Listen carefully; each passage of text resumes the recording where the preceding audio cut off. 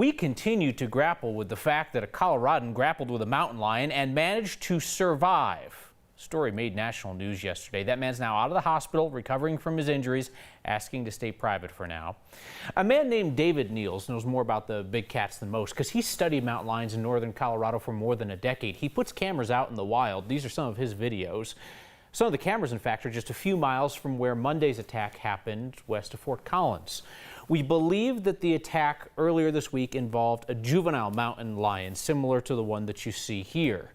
Still, we're pretty impressed that a guy was able to fight this thing off with its bare hands. And you know what? So is the mountain lion expert.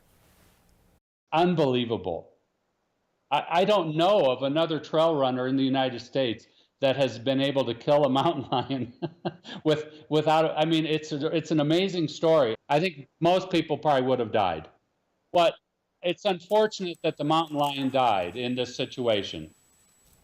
So we kind of got deep into that mountain lion story last night, and so did you, judging by the overwhelming number of tweets and emails we received on the subject, including one email from an Arlen Huggins in Ridgeway. Arlen told me that some guy fought off and killed the very last grizzly bear in Colorado. And I'm thinking there is no way that is true. Oh, but it is totally true. So the last known grizzly bear in Colorado attacked a guy who was able to fight the thing off. Let me just say, I will never again doubt the collective knowledge of Next Nation. We can even have a term for this between you and me. We'll call it the dude fights grizzly rule. It happened in 1979. A man who was bow hunting with a friend in the San Juans fought off and killed a grizzly that attacked him right in his camp.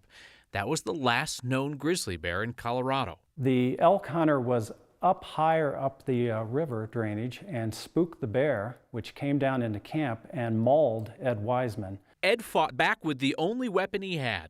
Ed Wiseman was on the ground being chomped on by this bear on his leg and managed to grab an arrow, because they were bow hunting, and stabbed this bear multiple times. She wandered off about 60 feet, died. Wildlife officers originally thought Ed might have illegally poached that grizzly.